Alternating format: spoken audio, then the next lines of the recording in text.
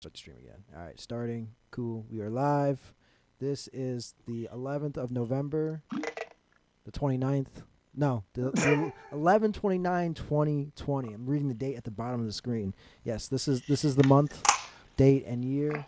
Uh, a lot of great things have happened over the weekend. One of these things is that Darren had to kayfabe that we were doing the podcast the way we were supposed to do it. Well, look, man. Sometimes Wi-Fi isn't all it's cracked up to be, Right. right? And when we try to do the podcast, it's overwhelming for the Wi-Fi, especially if we're like streaming football games right now and stuff. And so it was trying to deny us the ability to do the podcast, but we persevere. We switched it over to the phone, and when we don't use the phone, I use this microphone right here, Yes. right? And so when we made the decision to switch and say, look, let's make this a phone episode, let's make sure that the people get it. It's been a long time since we spoke to the people. I was gonna leave the microphone right here and just kayfabe that it was a normal episode. I was going to lie silently, silently lie to the people. I was gonna do that, and then Anthony's like, "Hey, man, we're not using that microphone. It doesn't have to be there." And I'm like, "You right." I was embarrassed, and I still am. But here we are, episode 290. Anthony, they didn't think we would make it this far, Anthony. No. But here we are. And there are many things that we can report. I don't know. Sometimes I don't know where the show begins and ends and when our conversations begin and end. Yeah. And that's mostly because I smoke a lot of weed and I don't keep track of things. Yeah. But I will say this. I will say that I'm competing in January in the High Rollers 4. I will be competing in Las Vegas, Nevada. It'll be able to be watched on Pluto TV. So if you have like a Vizio TV like I do, you get Pluto. I think you may be able to download Pluto as an app. Pluto, like what was once called a planet. Pluto TV. Yes. So go ahead and get that shit well before the event so that you're not scrambling to make it work on the day. Go ahead and subscribe, download Pluto TV, the app, put it on your motherfucking phone, put it on your iPad, put it on your wristwatch. I don't give a fuck. Just make sure that on January 9th you're able to tune into High Rollers 4. You're able to watch me train, watch me roll. You can watch Casey roll. And it should be a good time. So support Team Originals. Support Love and Choke, support your boy, and we'll have a good time in January. And until then, I'm just training for the event, like getting my body prepared. It is open weight, Anthony. Yes. So the body must be prepared to deal with heavy individuals who are skilled, you know? The heavy boys. It'll be The big ones. the big ones. The big ones. The big ones for sure. And let's see. You said when is this again? The 9th? I believe it is the 9th day in the first month of the year of our Lord 2021. You are correct. So you have all these things to look at. Let's see. Oh wait, I don't wait. often get details correct. So this is incorrect, actually. So to be very, very, very, very clear, the event will happen on the 9th. But the gift from me to the people is that on my birthday, I will allow High Rollers and Pluto TV to release this event out to the world because it is my birthday and it happens on January 16th. So that's the only time you'll get to watch it. So you'll know. So basically, if Darren wins this, you'll know about it on Instagram before you actually get to see the fights. Or maybe I'll just kayfabe it. Yeah.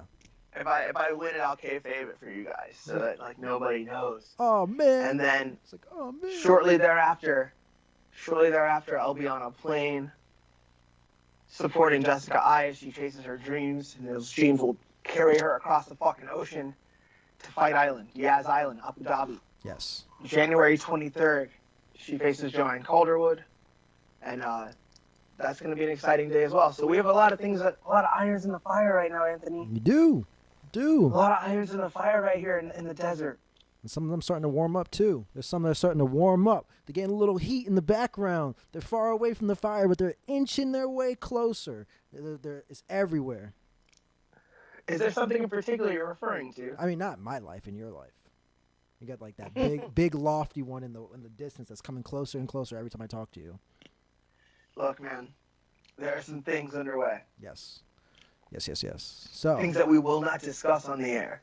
that is true. But yeah, stay tuned. Stay tuned, people. Stay tuned for real. Ooh, they got some nice shirts too. I will say that. Who's got some nice shirts? High rollers, like their shirts for like events. Like it's a nice mixture of like things you would see on jiu-jitsu, like rash guards and like stoner stuff. So it's kind of funny. Okay. Smoke, train, repeat. Mhm. Yeah, it's like all right. That's my day. Yes. Yeah.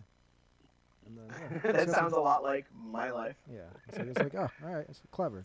But more importantly, we gotta talk about apparently this event happened last night that I was too tired to care or just didn't care and I was too tired. But it was Mike Tyson Anthony. versus Roy Jones Jr.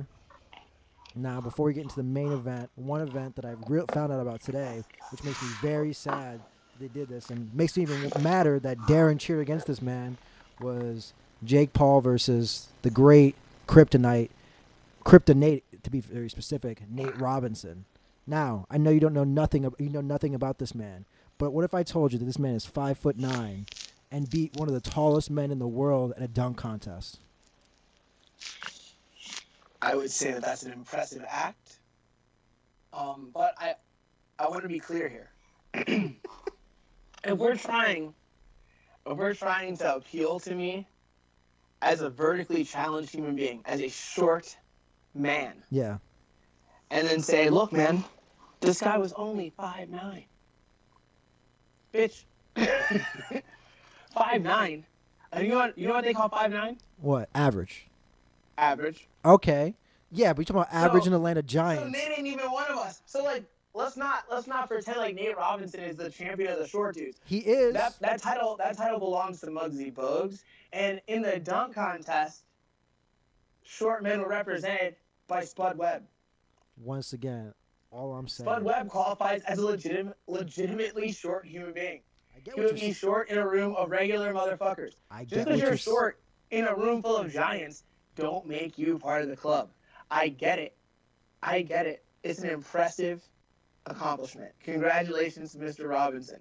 But you don't get into the club, dog. Like You get in the club. You don't know what it's like. You don't know what it's like to reach for a top shelf item in front of a chick and realize you can't reach it. Like, it's not the end of the world. Like, but it might be for them. That might be the day that they're like, oh no. And I'll move on. I'll survive that moment in the grocery store in Heinz. Yeah. That never actually happened. I'm making this up. Right, of course. You can make this up. But All I'm just saying, he doesn't know the plight of the short man. It's like when like a white rapper like supports like black causes and everyone acts like it's the same thing. It's like a black person saying it. Like, It's not that's way Look, different. That's way Eminem different. is not black and Nate Robinson is not short, and I don't want to hear That's shit. completely different. That's a different scenario. It sounds the same to me. It's It like sounds the same no, because to what me. we're talking about is that we're talking about Eminem representing like white things that affect him. That's what you're trying to say here. It's like, hey man, like you're a minority in the rap game. It's like so you should be like you should support like white causes for like white people that are in the minority of things. So that's the equivalence. What Nate? No, I said what I said. Yeah, I it made said no what sense. I said, and I meant it. All I'm saying is if you take on Dwight Howard, who is 6'11", goddamn near 7 feet tall, and beat him, not only beat him but dunk over him, literally, you are a hero for short people. No. You are a hero. But you're not a hero to the short. Yes. Because you're not one of us. You're not one of us. Like, He is short. You're not short. He is short. When you look You're at not short. just in a different He's standing. short in relation to other giant dudes who have the same job as him. Yes. That's not the same thing as short. It is short. It is short. It's just what if I'm short in Sweden, but I come over to America and I'm a giant? What now? How about that? Yeah, exactly. It's the same thing. You're upset now. Yeah, how do you like that? I'm not upset. I'm not upset. I'm disappointed, Anthony. You shouldn't be. This is what your parents used to say to you right before they would beat you. Like they'd be like, it's not. I'm not even mad at you. I'm just disappointed. That is not what they would say when they beat me. They would just when that was said, they would just be like, "That's your punishment right there. The shame of knowing that I don't even have the willpower to beat you because of how disappointed I am. Like I am more concerned about my own life. Why would I even hit you? I should be hitting myself." It's like, why did I even make this person? Exactly. That's exactly what it is. It's like, should I beat myself? It's like, you take the belt. You beat me, and And I'm gonna call a doctor and get myself castrated Exactly. just in case this happens again. exactly. That's different. But all I'm saying here is I'm that getting that vasectomy stat. is that this great man, right here, did so much. This man who is great at dunking a basketball over a 7 foot tall person. Let's just say it. He was great at basketball. Let's say that. I'll give him his due. We will say right? that. He's a great basketball player. Yes. Decides that he wants to box what he perceives as a YouTube star. Right? Yeah. Now, how much boxing had Nate Robinson done? Probably. And who issued this challenge? Which way was this challenge issued? I'm sure it had to be Nate Robinson because I don't even think Jake Paul would have even looked in that direction, not to be rude.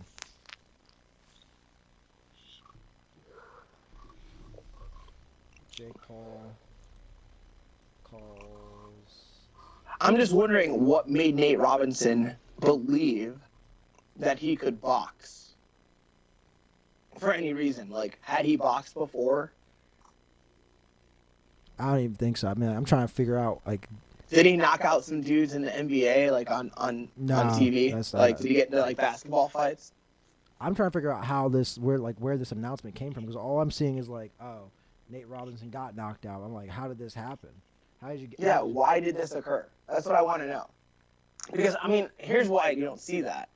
It's because everybody else paid attention to that for the whole fucking 6 months that they talked about this happening, and we didn't. Right? So, like, that story's been told so many times, I'm sure, that nobody wants to talk about that. They just want to talk about how this dude got fucking flatlined last night. And, and, yeah. And, I mean, look. Jake Paul did something very, very naughty on the internet. And for those that don't know, he is infamous for being involved in a situation in Japan in a place called the Suicide Forest. Right? I don't think that's Jake. Was that Logan? That's Logan, I believe. So then what the fuck? Why does anyone even give a fuck? Like... Yeah, Logan Paul was the one who... Yeah, but they're brothers, and Jake got in trouble for, like, you know, having, like, AKs and, like, walking around in malls while it was getting looted when the police told him to leave. Like, he just has, like, an AK sitting on his hot tub, like... that just nobody knows of it. I don't think he had a license for it. It's just an AK just sitting out in the hot tub while he takes an Instagram picture or something like that. Just like he's like the bad Kennedy brother, you know, it's gonna like go crazy. Okay, so this young man decides that he wants to take boxing seriously. Isn't he being coached by like Shannon Briggs? Let's see, Jake Paul's. I was just looking at it. Let me go back. Let's see. Did I miss it? I must have missed it. Oh, wait, no. Let's see. It's someone high level. He has a professional boxing coach. Let's see. He spars with professional boxers. Yeah. So it's like, on what planet do you think that after playing basketball your whole life, I'll just put these gloves on and use the same kind of athletic footwork that I use on the court to beat up this YouTube star? It's like, well, is that all he is? First of all, why do I like Jake Paul more than I like Nate Robinson? Oh, that's a very easy question. It's a simple answer. Yeah. He an Ohio boy. Oh, that's a dumb answer then. He an Ohio boy. Yeah, Cleveland boy. So I'm going to support a Cleveland guy over Nate Robinson, who may or may not be short. Whatever, man. All day. All fucking day. And then there's just the obvious, like, look, I grew up playing a sport where you would wear tights and go roll around on a mat with other dudes, and people didn't think that was very cool, unless you did it, right? And basketball players are the kind of dudes that get more attention for the sports that they play. And it's just not a very physical sport, in my opinion. And I don't like sports that aren't that physical. And I don't like dudes who tend to think that they're the shit because they do something that's not very physical. It's just like I don't like basketball players, Anthony. I don't like them. Why? So because they black. No, I'm kidding. Because I don't like the fact that they play a sport that's not that physical. But I get a lot of tough guy vibes when I'm around basketball players. And I don't like that shit. It bothers me. And so, for those reasons, when I heard that a basketball player was going to be in a boxing match, I was like, that makes sense. That overestimation of one's abilities makes sense to me. And it's like, now you're going to go out here, and you're going to go up against a kid who's been boxing pretty seriously. And when I say pretty seriously, I mean for a regular person, it would be like a full-time job, essentially. But for like a boxer, it's serious. It's like he's really training. And he has time to do it. And he has the money to get the best guys for him to help him get better and get ready to knock you the fuck out. I don't even know how to pronounce this. And then he name. does. Say again? I don't even know how to pronounce this guy's name. It's like Militon Lacroix. Is this his coach? Yeah. At least that's what it says. At least that's what there's pictures of them boxing, and then it looks like it. But I could be completely wrong. Let me see. Maybe not. But like, dude, like, just do the math on that. What do you think's gonna fucking happen? Like, one person's learning how to box with like excellent coaching and good training partners, and has been doing that day in and day out for about a year, maybe more. Oh, I'm sorry. Is it Shane Mosley? That's what it is? Oh, that's crazy. That's even crazier. Yeah. So Shane Mosley's teaching him how to box. Yeah. You're gonna get fucked the fuck up. Like, what? And it shouldn't be a shock. And how dare you try to get me on that fucking short shit, you son of a bitch.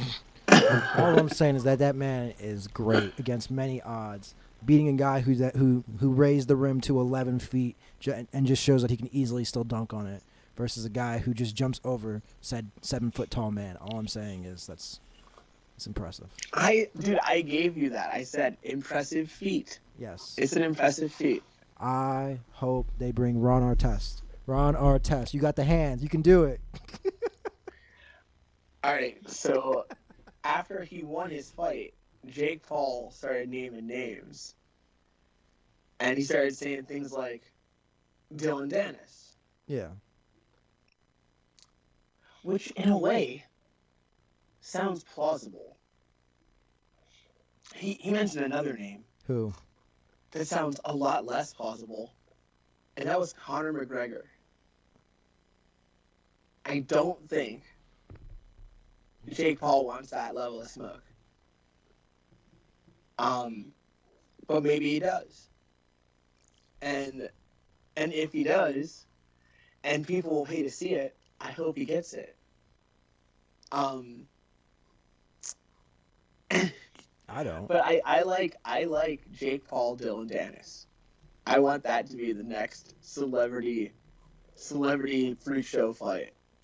Jake Paul, Dylan Dennis. Who's gonna be? Then it's gonna be on the main. It's gonna be on the undercard of Conor McGregor versus what's his face? Pacquiao. Yes. Dude. That's the only. See, That's the only way that can happen. We're talking now. Now we're filling up arenas again. That's the way. Now we're putting butts in seats and selling pay-per-views, and that's what everything's about. Well, speaking of butts and seats, aren't you going to be the first event back to have butts in seats? Supposedly. Allegedly. Yeah. Allegedly. Yes. There will be fans in Abu Dhabi. That's what we've been told through the internet, like everybody else. Mm-hmm. I don't communicate directly with anyone who has this kind of information. Like, I don't get a text from Dana or anything. Like I don't. You know those friends I'm not lists? on a first name basis with any of these people, so I get this info just like everybody else does. But it has been expressed, and I've watched Dana talk about it, so I know that he's serious about it. Having an audience on January 23rd on Yaz Island, and I mean, in an environment that is that controlled and frankly that wealthy, it seems like they'd have the resources to create a situation to do it safely. And if safety is the sole reason that we're not doing shit, once you can create safety, you can do shit. That's the simple logic of it. That's why everyone is open to do the things that we're open to do, because we're doing them as safely as we can reasonably do them, allegedly. Right. You know, like so under that same fucking system of logic, if you can test every human being that goes through the fucking building, why would you not have 15, 18, 35, 50, 100,000 fucking people there? Yeah. It's how many people can you reasonably test, right? And what kind of infrastructure can you provide to do that testing, and how quickly can you do it? Like all these things are factors. If it takes a day, can you quarantine all those people who have now tested? What if you could? If you could, then there'd be very little reason not to host an event with full capacity. Yeah. So I'm excited to see it. I'm really curious just to see the inner workings of it, how it's done. That's one of the most interesting parts to me. Just like the nuts and bolts of it. Yeah. Like so even when we fought in Vegas, it was interesting. Yeah. It was interesting. Like it was just a completely different protocol. And now we're gonna have a situation that is uniquely built. Again, like I mean that one is too. Like the UFC Apex is where they had the event in Vegas, and that's a place obviously uniquely built for the UFC and their needs. But like this situation is even more unique. It's like it's like a really high level of, like equivalent of someone putting up a kiosk in a mall.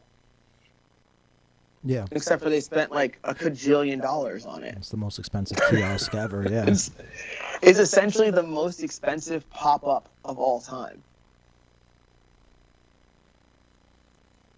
And so yeah, I'm looking forward to it.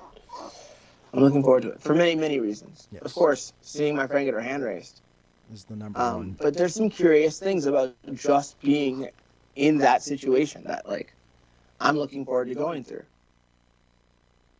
Yeah, that'll be exciting. It'll be interesting watching the crowd going back and it not being quiet anymore. But I forgot, we gotta go backwards. We gotta talk about the Mike Tyson versus Roy Jones Jr. It's dumb. Yeah, so it's dumb. So it was cool in the ring. Yeah. Right? So first of all, the ring was very small. Mm-hmm. And I don't know if that was done by design in order to create a situation. You could have two different narratives. Like one says a smaller ring means more action, right? They can't run away from each other. Right. But to me, it means they're more likely to clinch. Yeah. So it creates a situation where they're more likely to be safe. Does that make sense? Yeah. So I think the smaller ring and the shorter rounds all worked out in everyone's favor at the end of the day. I think the talk of them not trying to knock each other out wasn't entirely true. If you look at the way that Mike was throwing his punches, there were several punches that I think had some of those what he would have called in his day bad intentions on them. Yeah. He was swinging some shots to the body that were quite serious. But Roy, there was some showmanship in the way that Roy Jones presented himself. Some look-away jabs. He was doing some things to show people the things they wanted to see from Roy Jones Jr. Right. There are a couple moments toward the end of the fight, I want to say in rounds 7 and 8, where he just did some fast hands gimmicks, where I don't believe any of those strikes were even intended to land. He was just trying to entertain at a certain point. when he knew that he was safe. Yeah. Does that make sense? Yeah. Like in round one, he's not trying to entertain. He's trying to make sure he doesn't get knocked the fuck out by a hammer being swung at him from a guy who thinks that the gods of war have summoned him once again.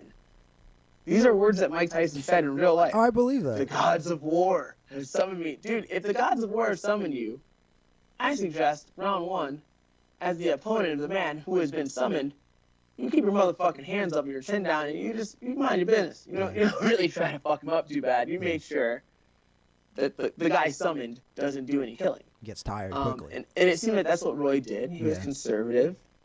Like, Mike's output was much, much bigger than Roy's in the beginning. Like, I think in that first round, Roy landed like 2 punches and Mike landed like 7 or 8, some shit like that. Like, which is just demonstrative that Roy wasn't doing all that much. Just protecting himself, making sure he didn't get fucked the fuck up. And then at the end, he did a little razzle-dazzle. He did a few look-away jabs. You got to see Mike move his head real crazy. Like, it's just little flashes of that brilliance. It's fun to see in real life, in real time, instead of, like, a highlight from 1988. You know what I mean? Yeah. Like, and I'd much rather remember the Mike Tyson who fought Roy Jones last night, if that's his last outing in front of the world. I'd rather it be that in my memory than what happened 15 years before it. I'd much rather remember him this way, and it could have gone wrong and weird. It could have been fucked up. Yeah. But it wasn't. It was wonderful, actually. In my opinion, it was really wonderful. The only thing about the event I didn't like was all this shit that happened that wasn't boxing. And I'm not talking about, like, Jake Paul versus Nate Robinson, because they had gloves on and shit. Yeah. I'm talking about random rappers in pink jackets who I've never even heard of. And it's not that I didn't hear of you. It's like literally your performance was kind of inaudible and shitty sounding. Because I also think, and this is a separate topic, Anthony, but let's dig into this one a little deeper. Let's talk about live rap performances. I feel like I can count on one hand the number of like famous rappers who've sold millions of records who can do a live show that's worth fucking seeing and listening to. I can count on my fucking hand how many people I would pay to see, because I think rap is extraordinarily difficult to perform. Yeah. And it's easy for the track and your voice not to match up well, and for you not to blend your vocals well. And you might be on beat and shit, but you literally sound like fucking garbage. And you might be very talented. Yeah.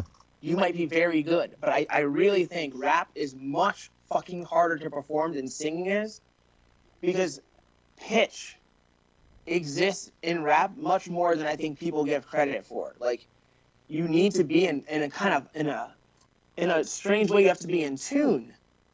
And when you're not, everything sounds fucked up and disconnected. And, like, that was happening a lot in the performances other than Snoop Dogg. Yeah. Snoop was in the pocket. Snoop didn't just sound like the record, but he sounded like the record, but better, because he was really there in the moment with you. Right. You know, but his shit blended. His shit sounded great. And he's in that little handful of people that I would count, like, who can really deliver in a live setting. I just think rap is too difficult. It's like, I see what they were trying to do, and the production value looked good. Everything looked cool. But I just think it was a strange and bad choice to be like, yeah, you know what we should have? Fucking rappers. Like, if you're going to have music, don't make it rappers. It's too difficult to do well. It's too difficult. I'm not leaving you. I can still hear you. But I'm going to run and grab my charger out of the wall and put it in my phone so that we don't lose. Go for it. So, I mean, I think from what I'm looking at, it looks like YG was the other rapper that was there. Wiz Khalifa and French Montana. So, who was wearing the pink jacket? Was it like a vest thing with like what's this, like Nipsey on it? No, wait. There was a really awesome T-shirt underneath that jacket. There was a Betty Boop T-shirt. Betty Boop. That's probably T-shirt he was wearing. That was fire as fuck. And I was super mad about it because I want that shirt. And I could kick that guy's ass. I should fucking kick that guy's ass and take his shirt. Let's see. I'm trying to figure it out. didn't watch this, I'm trying to see. Like, I see YG. Let me just share my screen so maybe you can see. So, was it start sharing? So I'm trying to see who it could have been because they don't show you like I'm like. Get this out of here. Was it this gentleman? Was that what was he wearing? He wasn't wearing that. And isn't YG like gangster? This dude was not gangster. Oh, This okay. dude was like, Cause he had some effeminate moments. because And that's not an insult. yeah. Let's see. But I don't think it was YG. Yeah, because everybody was saying that like YG was like the one that like just did like a blood walk on during like the whole event. Like he just like blood walked during his performance. Oh no! This guy was like walking around and kind of dancing and. Let's see, Da Baby probably. No, I know who the baby is. This was one of these motherfuckers with dreadlocks and shit and weird chains on and stuff. Like, was it French? Was it French Montana? No, it wasn't French Montana. Then I'm like, I don't know who you're talking about then, because I'm looking at like on the. That's what I'm saying. I don't know what I'm talking about either. But the motherfucker was there and he was doing his thing, and he did it for a minute. Me and Jess were watching it, and I was like, "All right, I don't like this, but I want to steal that dude's shirt." And she was like, "Yeah, I'm kind of feeling this whole outfit actually." And I was like, I wish he would go away. I just wanted him to go away.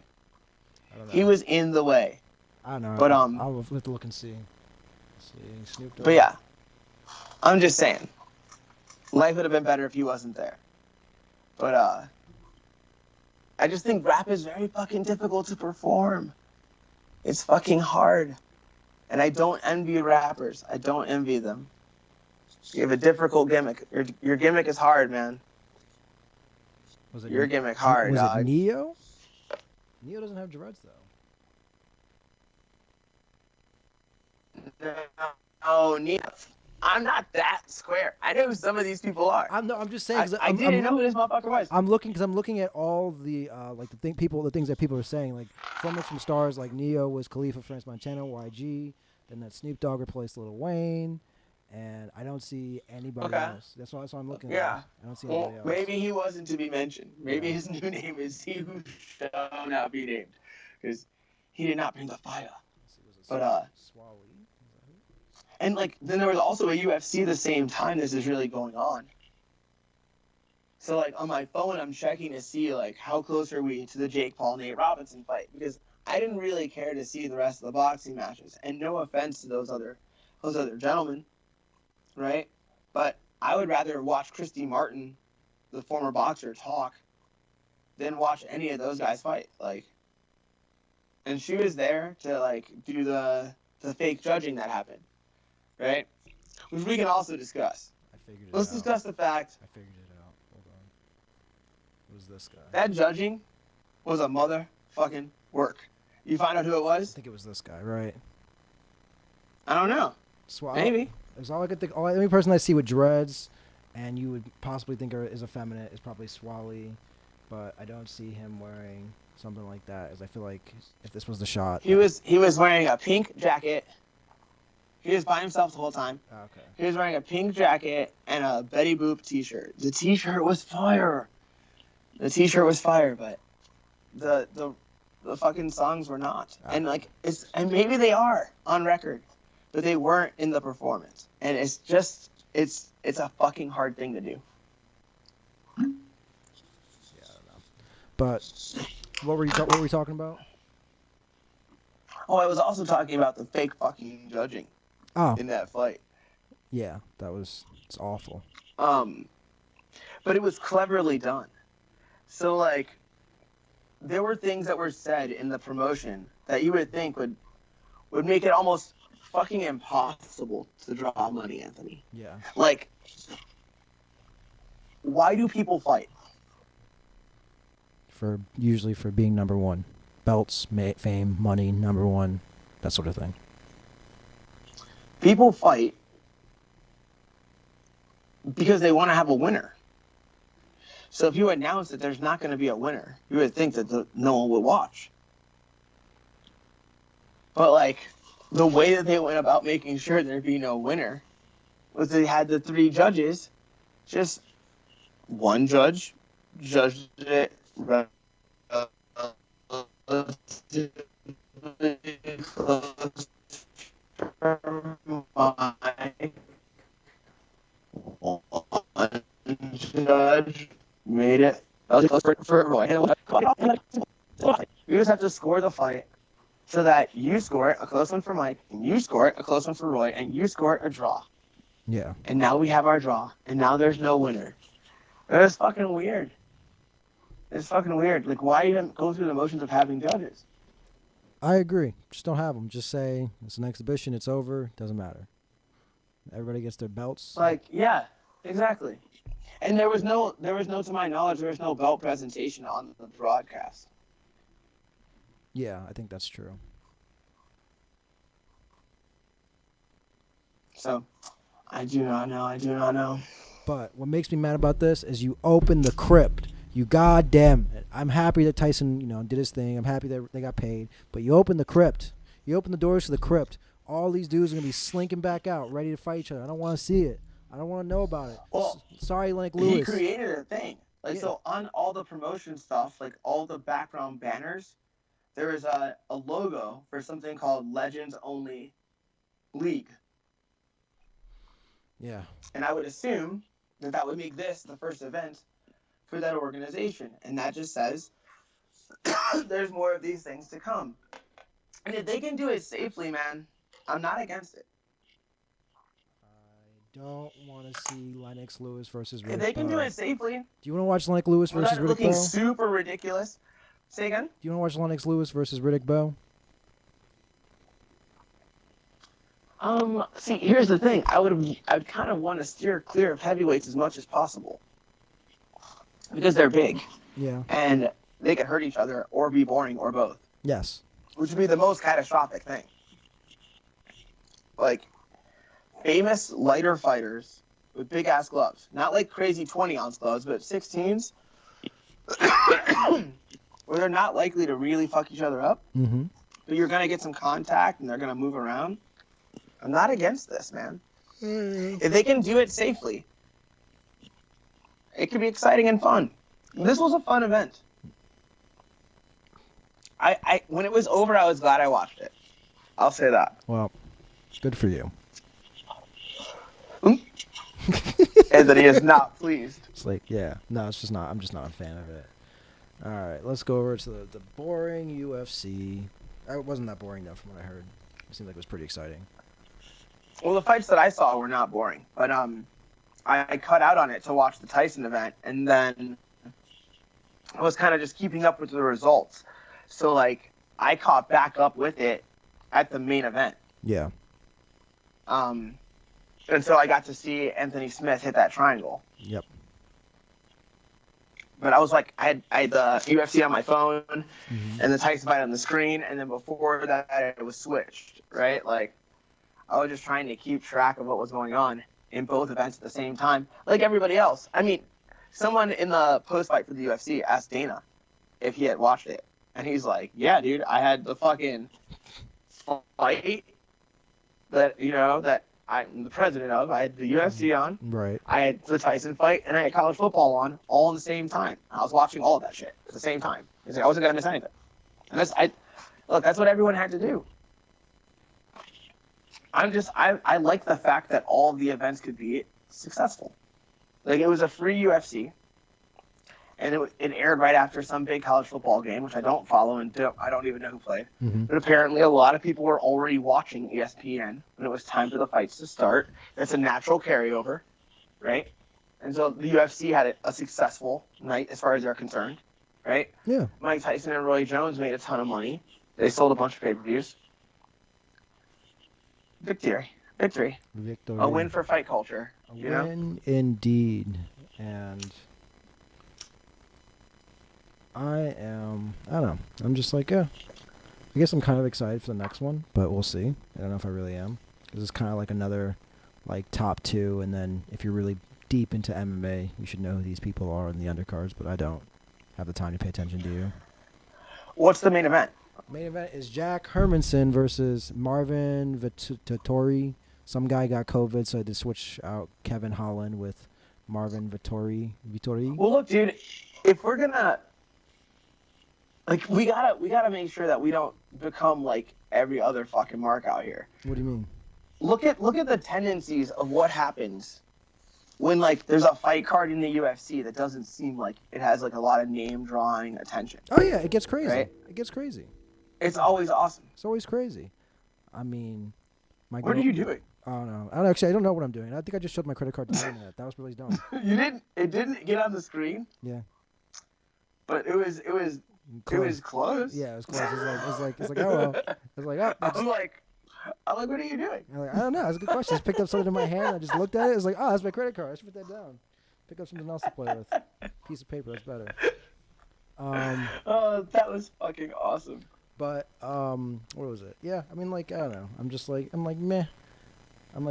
Like it's like you're true. It was exciting. It's cool. But I'm like, I want to be compelled to watch it. But I don't know. I agree. Look, I like it when there's stuff to just like get super super excited about, and like you spend weeks and weeks like looking up things and like rewatching old fights, and you're just like you're getting yourself psyched up for it, right? You're almost training to watch the fucking fight. Yeah. Those are the most exciting.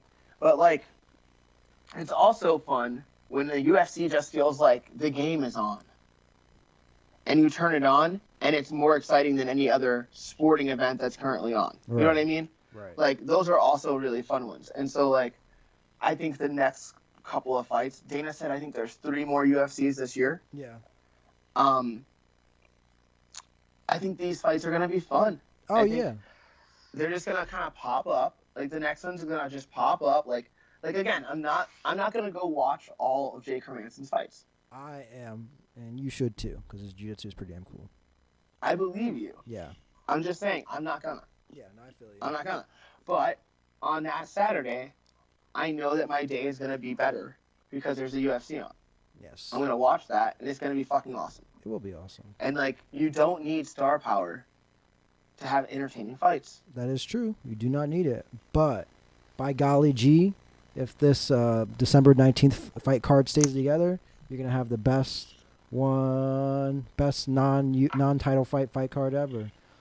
You got the What's the main card? Hit it up. I'll tell you from bottom to top. You got Jose Aldo versus Marlon Vera as the opener. Wow. Okay. Yes. You got Misha Kernavo versus Ryan Spann. You got Marlon Moraes versus Rob Font. Okay. You got Marcin Tiberia versus Greg Hardy. You got Stephen Thompson versus Geoff Neal. And Geoff. Yeah, Geoff. I call him Geoff Neal.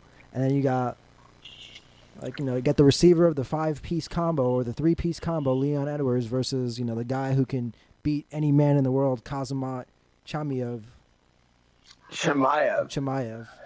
Don't get doubled off on, dude. You better be nice. Whatever, man. I'm waiting for some Americans to show up and tell them what's up. This guy's from British. I don't care. He's from England. He's from British? He's from British. I don't care. That's how much I don't care about you. I don't even know what your country's called. That's how much I don't care. You son of a bitch. The UK. Okay. And that's like, so that Leon Edwards versus Kazmat's the main event. And then, it'll be. Yeah, that card's fire. That card's interesting. But yeah. I don't know. I'm getting kind of lazy today. Let's talk about jiu-jitsu. All right, so in the news, I guess, if there's such a thing, it appears that the Death Squad, John Danaher's clique, Gordon Ryan, Nicky Ryan, Sonny, fucking, what's the other kid? Ethan, and John Danaher have all moved to Puerto Rico. Has John moved to Puerto Rico? Yeah, dude. John is gone. John put a post on Instagram like, hey, New York City has been a great place for me. I'm out. Moved to Puerto Rico to push jiu-jitsu forward. Hilarious. Yeah. Remember when I said that John Danaher was going to attempt to rewrite all of jiu-jitsu? Yeah. I wasn't fucking kidding. I think when he wrote the foreword for that book, he realized that he could. Because there have been all these texts that have come out. Yeah. People have tried to do this. There have been things called like Brazilian Jiu-Jitsu A to Z. Yeah. There's Elio's thing that they call the master text. There are people. Salo's book. Like there's people who have tried to document what they believe are the key moves and ideas to learn jujitsu Yeah. as a sole source. They've attempted to do that multiple times. People have tried to do this. Yeah. I think Danaher is going to try to redo it too, and I'm interested to see the results because what he's made so far, though not the most entertaining watch, right? Yeah. Is definitely packed full of the best information that I see available on DVD or download, like, or in any book. Yeah. You can say like coach for coach. There's a million different coaches and a million different styles, and everybody will vibe with who they vibe with, right? But in terms of just like who's put out the most information in their fucking product, I think Danaher is winning by a landslide. Yeah. And the second that he said he was going to do a self-defense unit, I was like, dude, it's a wrap. He's going to do it all. Yeah. I know it. He's going to do every single idea that he can think of to rewrite jiu-jitsu as a martial art. Yeah. Like. So when he says he's going to Puerto Rico to try to push the sport forward, I don't think that people really understand what that means. I think that anybody can say that. Like I'm gonna go and I'm gonna chase my dreams. Like it sounds like some loose thing. It's not some loose thing. I think they have a system. I think they have a fucking real plan. I think so too, and I'm kind of like what'll happen because I'm more or less thinking that it's gonna reduce what the cost of jiu-jitsu is gonna be. I think that's what's gonna happen. I think it's gonna make it more accessible. I think that's the real reason why they're going to. Like they're gonna do what it should have been done the right way. Where I mean, not the right way. The thing that if you want to say that you are for the people, the thing is to teach everybody and to teach the. Do they say they're for the people? I don't know, but I'm saying if you're gonna make. I don't know if they ever said that. I know, but I'm saying if you're gonna change, if you're really gonna change jiu-jitsu and you move to a place that is has literally poverty, like a lot of poverty. I'm not saying it's like the most impoverished place in the world, but it's pretty impoverished. Like half the people don't have electricity or whatever the percentage is. I don't know. But they got hit with a hurricane, and there's more to come. I would say going down there, and you know that the people who have money are not going to be your world champions. So I have a feeling that either A, they're going to make it like it's almost like an Olympic thing where you have those guys who like the idea of jiu-jitsu, who think like it's because it's trendy, it's current, it's up to date, that they'll train, they'll fund the gym. And then the people who are the champions or the winners are going to be, the people that live in Puerto Rico that are actually born in Puerto Rico. Yeah, I have no idea how they're going to execute. Are they definitely opening a school? I can't imagine. I mean, I can't imagine that they're just going to train with those 10 people for ever, and that's it. Why not? I don't know, man. I'm serious. I get what you're saying. Why not? I get what you're saying. I don't know. I get what you're saying, but it's I don't know. I don't know if they plan on opening a school or not. I think maybe Gordon did say he was going to have a school. Yeah, I think Gordon said that for sure. So I imagine that. So maybe, but I don't know for a fact that that's their intention. I just know that they're all moved there, and then Danaher said, "I'm gonna fucking push the sport forward. Yeah, I'm gonna help the sport evolve and shit like that."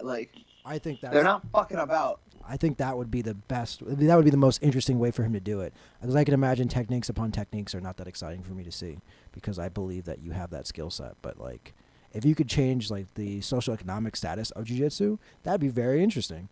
I would love to see that because if you make it you can just get these people who don't have any money to train, compete, and be world champions, and we made this model here in Puerto Rico. You guys can do it over there in America or in other countries. Okay, so that sounds to me a lot like the Favela Project. What's that? That's something that they did in Brazil. I don't know if they still do it, where they would open an academy and they would teach the people jiu-jitsu, and then ideally the people that they taught jiu-jitsu to would become jiu-jitsu professors, and then they could open schools and they could create lives for themselves, right? Inside jiu-jitsu was the intention. Yeah. I don't know if that's the best way to execute. I'm more interested in this idea. They go down to fucking Puerto Rico, and they're like, we're gonna fucking rework jiu-jitsu in the way that it is taught. I'm like class 1, whatever the fuck. Yeah. And they release something that's very similar to Jiu-Jitsu University. Like a way of learning and interacting at a distance from them in recorded shit and in real time. Yeah. And like for different levels of payment, you can have different levels of access. Like if you're willing to pay $1,000 a month, maybe that gets you access to John and Gordon like once a week. Yeah. And like they're like, yo, this is what you actually need to do with your game. And they actually fucking make you good.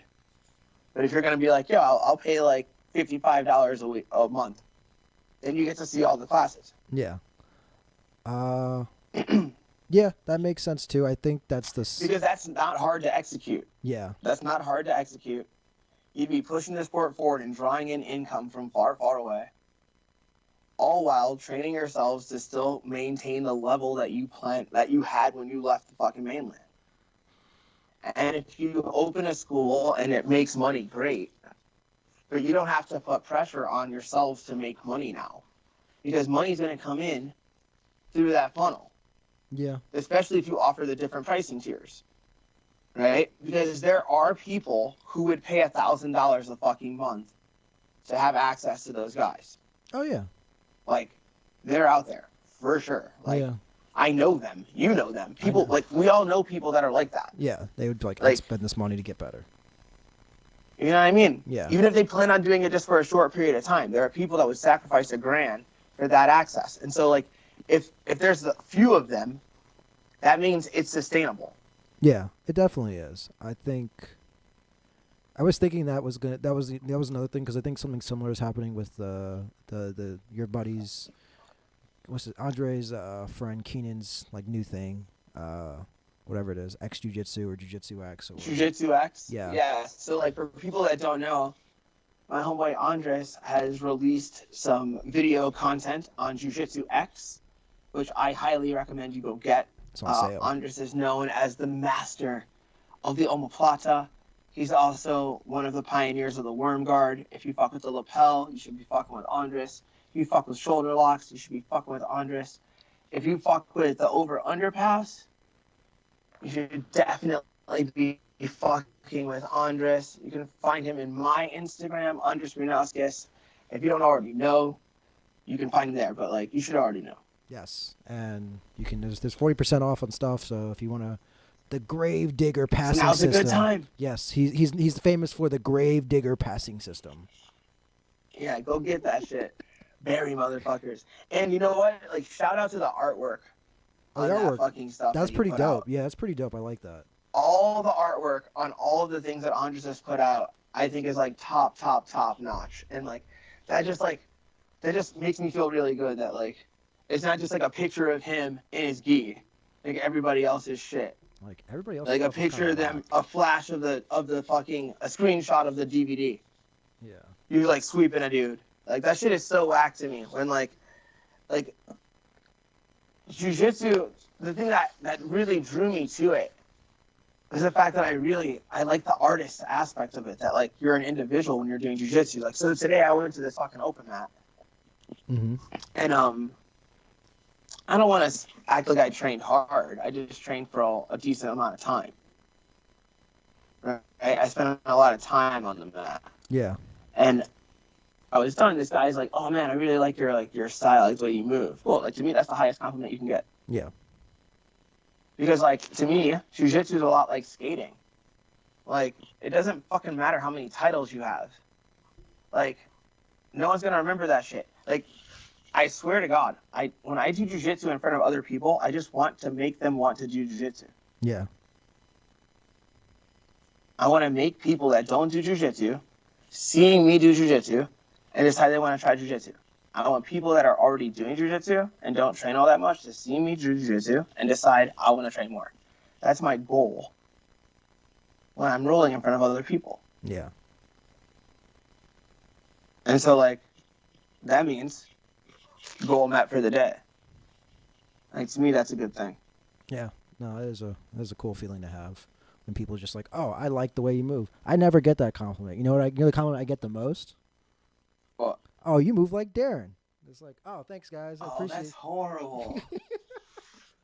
That's horrible. best Those motherfuckers. That's the best compliment I ever What get. a bunch of dicks. You don't move cool. You just move See, but- like. See, god damn it.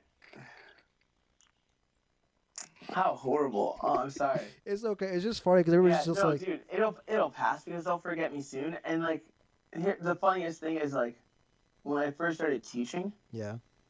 people would be like, "Oh man, it's just like Donald never left," and I'd be like, "Fucking, he did." He did. It's gone. Like it's gone, dude. Like it's like remember Like what that. the fuck? Like, who the fuck? God damn it! Like it pissed me off. But eventually, nobody said that. Yeah. Eventually, but it's like. You know what I mean? Yeah, but it's like it's different because like nobody moves like that at all, and apparently I can somewhat replicate your movement close enough that people. It's like, oh man, it just feels like. It feels like Darren's passing my guard. I'm like, that's so crazy. That's so gay. And it's like I just passed your guard. Maybe you should just get over that dream and try to stop me from whooping your ass. Why are you even thinking about me? That's so weird. You're off somewhere else thinking about me while some dude's trying to squish you. Some dudes between your legs. It's like, oh man, think about another Whoa. man. Pause. It's like super. Anthony. I'm just saying, man. That's the truth. It's like people are like, yeah, like yeah, you should just try to whoop me. But Jesus H Christ. No, that is a good idea. Like to make it so exciting, or even just so interesting, or so like just like oh, you can move your body like that, and it's possible and it's doable because it's not like we're freaks of nature. We're somewhat athletic people. It's like I mean, I once was. yeah, I mean you still are. There were moments where I appeared to be today. Yeah, like you have the athleticism. It's just in there. You can only just tap into it like a few times in a round. It's like okay, I can only be athletic right now. Cool. I did my athletic moment, and now I'm chilling, getting that juice back up, Exactly. waiting for my meter to hit red hot, and then it's like, ooh, again, I did my athletic thing. Watch this, kaboom. Yeah, that's pretty much it. Yeah. No, I get it. It makes sense, and it's a good thing to do. The thing I'm thinking about the most though about the like all this new jiu-jitsu stuff because people have been talking about it, like you said with John Gordon and Keenan, that they're like going to change like how people are going to like communicate or interact with jiu-jitsu online. My thought for them is that remember how I showed you that site where you can like have like your tree, like a tree of like knowledge. Yes. So I think what's going to happen is that they're because like you know how they have like those those guides, those workflow guides that tell you like, hey, this is the move from this DVD, and these are all the moves from the DVD, and these are how they flow together. Like they have like the flow charts for like all the DVDs now that are a big deal. Yeah. I think that's going to be the thing where you have your own flow chart, right? Like Darren has his flow chart, and his flow chart is online, and you can see all the moves that there are, and that you have your own videos for each of your flow charts. And like there's user submitted flow charts where people can kind of incorporate parts of your game into their game by looking at how your things blend together. And that's going to be the way people communicate for jiu-jitsu. That's deep. It's deep and it's kind of nerdy. You sound like you're ready to go. Well, I mean, jiu-jitsu is nerdy. Yeah. Everyone knows that. You tired? You ready to go? Jiu-jitsu's nerdy as fuck. I see it on your face. You're tired. You're ready to go. When he zooms in, he's like, it's time for me to leave, guys. I need to let you know that it's time to go. So I will give you the weird piece of news. Anthony, how dare you even? That was kayfabe to myself. I didn't even know that about myself. That's shocking. It was because you're looking at the time. No, I'm not. Oh, really? You're not? Oh, that's what it looked like. All right. Well, either or, I will. But I mean, what you said was accurate. I'm not gonna. But I don't know how you deduced it. You know me too well. Yeah. You know me better than I know myself. You're like, oh, It's time. you're creeping in on the fucking camera there, Darren. Yeah, so it's time. I see what you mean. It's time now. I see what you need. Understandable. But I will share you this video. This video of a man fighting off an alligator that attacked his puppy. What kind of puppy is that? I don't know, but it's. I will look at the article in just a second. But let's watch this video real quick. Turn the Yeah, volume please down. show me this video. There's gonna be an ad. Banana Republic. Shout outs to you and your interracial couples. The dogs. Black Friday. Have you noticed that every commercial on the internet, all the couples are interracial and all the families are blended families? Of course, because of what's going on right now in our country, Darren. No, it's not. No, it's not. I mean, it does happen, obviously. Okay. Holy shit. He's got like a cigar. Grandpa is not fucking playing games. Now, to be fair, this looks like what one would have to say is a small alligator. Right. But it's a fucking alligator. And Gramps went in there with his fucking fingers and pried it. Oh, it looks like a little Cocker Spaniel, maybe? Yeah. Is it Gunner? Gunner. Oh. Stay away. Oh, what a cute little puppy. And pried open the jaws of this fucking prehistoric monster and freed the puppy from the jaws of death. And Grandpa's got to be acknowledged. That was bad as fuck. That was badass. They're like deep in the water too. I don't know if that's allowed or if it's frowned upon. Yeah, but like, I don't know if this wildlife lady's gonna say, and I don't give a fuck. I don't know. Like, if she's gonna be like, I don't suggest that anyone try this. It's like, obviously, dude. No one's gonna try this because we're all gutless cowards. Like, I wouldn't jump in there unless my puppy. Yeah. Right? Like, I wouldn't just save my neighbor's puppy from an alligator. If an alligator grabs my neighbor's puppy is gone. It was eaten by the alligator. And if they were mad at me, like, you let that alligator eat my puppy, I'd be like, yeah. That alligator decided it was gonna do that. But if it was like one of our dogs, I'd jump in there and fight the alligator. But not for my neighbor. Yeah. So I would assume that was Grandpa's dog. But if not, he's just a fucking hero. Either way, he's a legend. It's his puppy. Either way, he's a fucking legend. Yeah, it is. Basically, the thing just darted out of the water and just grabbed the puppy and just dragged it in. And then he just came out there and just said, nah, we ain't go. It's not happening. But I also don't think that if I was in an area where there were alligators anywhere near, that my puppy would be grabbable. I mean... But I'm also overprotective. Yeah. I mean... Like, I'll pick up Gizmo when a Labrador Retriever is too close. Yeah. And by too close, I mean, like, across the street. Like, I don't fucking play games. That's my little tiny man, you know what I mean? Like, I would protect him. I will say this, though. I will say this. Little dogs are mischievous and curious. Yeah. And their little lights can get away from you quite quickly. So, shout out to that guy for being a hero. Let's see if I can find the other thing. Let's see. Turkey. Wow, I can't even believe that was real. Turkey. Did you know that people throw turkeys out of planes? No. Yeah, let's see. Turkey. Let me see. Turkey throwing. And what happens? The goal is, I guess, I don't know. I don't remember the reason why, but apparently it's a Thanksgiving tradition. Where? Let's see, I think it's in Alabama. How is that safe? Turkey drop, where live wild turkeys are dropped out of low-flying airplanes that circle the two-day festivals. But there's definitely been like birds that have just ate it hard, just like came down like a rock. Well, I'm sure the bird's gonna eat it. I was thinking about like other objects, but the fact that the planes are flying low makes me feel better about it. Yeah.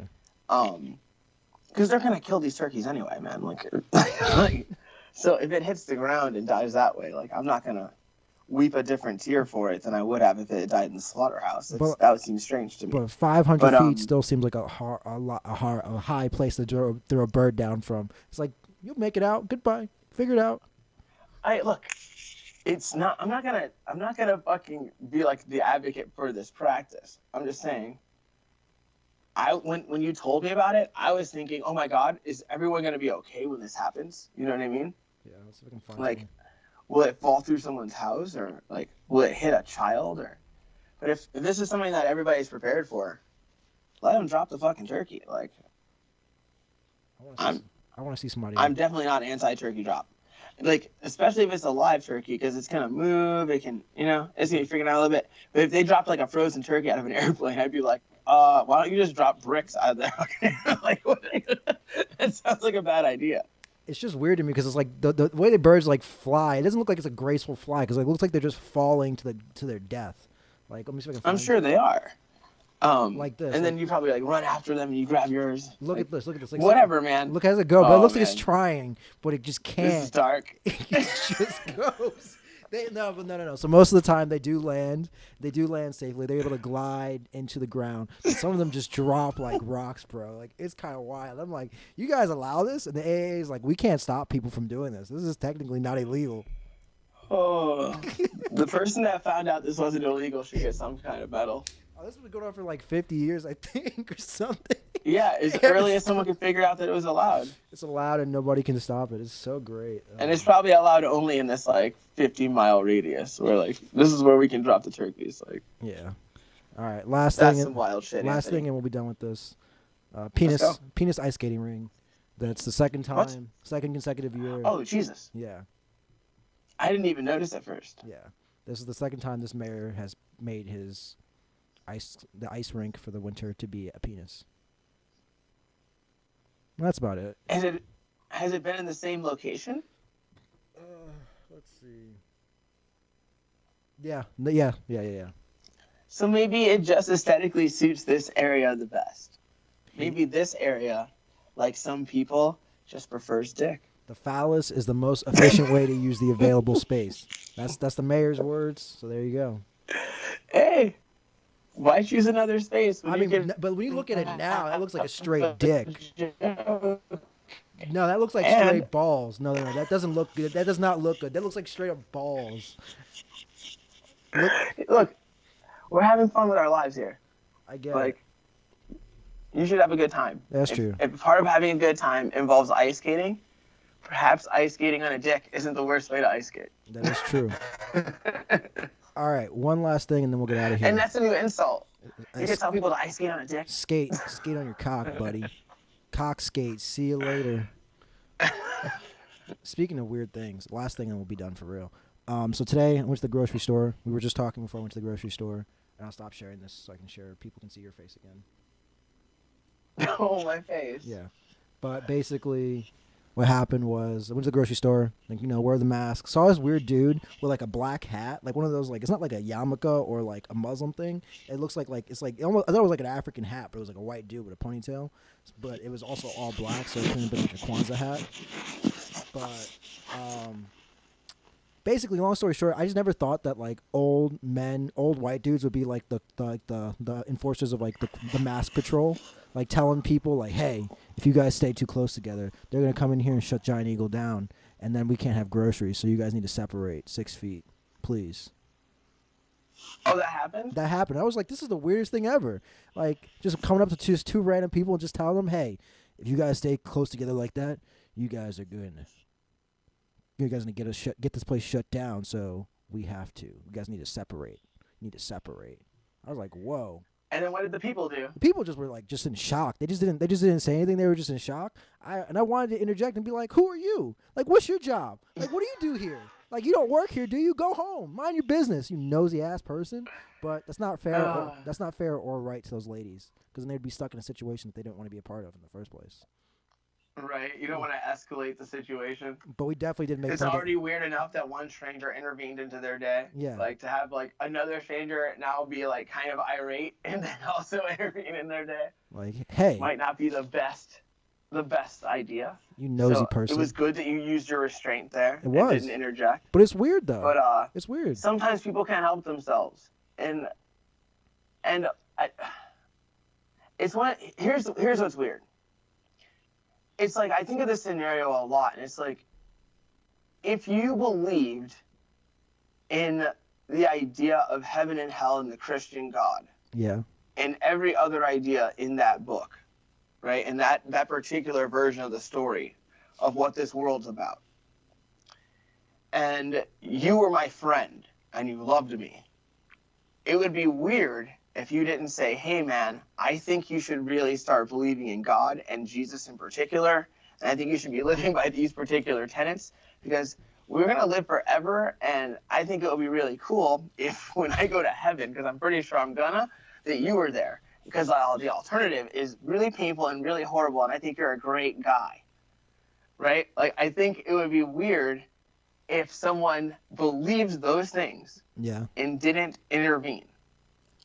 So, at the same time, if you really thought that, like, everything is hinging on tiny, tiny things, and that, like, someone's going to shut everything down if they can get documentation of people being too close and not executing things as planned.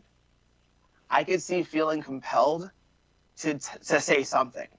And as long as you didn't go over and get irate with them, like, how dare you be this close? You're going to do this. If you're not being accusatory, if you said, excuse me, I'm concerned about this, I'm going to ask you guys to do this, I could understand feeling the need to do that. And if you could execute it calmly and politely, I wouldn't be mad. I would treat you the same way I treat people when they're like soliciting me and I don't want them. I just smile and move on. Yeah. I would separate 6 feet, nod, maybe even say thank you, and then kind of give the person that we separated from a little look like that was kind of unnecessary. But isn't our day okay? Like the day is not ruined. But if the guy ran over and was like, masks on, why are you so close? That would be fucked up. I agree with you. That would be fucked up. I agree with you except for one point. Hey, man, if you're about the 6 feet rule, why are you so close to me? Like, back off. Like, don't be telling me. Exactly. I get it, man. If you had to back away, it's like, hey, man, you're already violating this thing. So get out of here. Go home. Go home with your weird black outfit and that weird hat and your ponytail and go home. No, we don't need you here. Get out of here, ponytail. Yeah, get out of here, weird dude. I mean, I think there's very few men with ponytails that we really need. Anthony? Yes. Yes. Oh, it's been good talking to you. It's been a good podcast. It has been. Episode 290. Yeah. You suckers. Yeah. Out here. I look forward to talking to you again for 291 and before that. Yes. There's always much to discuss. We'll get things done this week. To the people. It's been a while since you got a live episode. We missed you. I hope that you missed us. And I also hope that you won't have to miss us very much because we'll be back very fucking soon. But for now, I must say goodbye. Goodbye, Internet.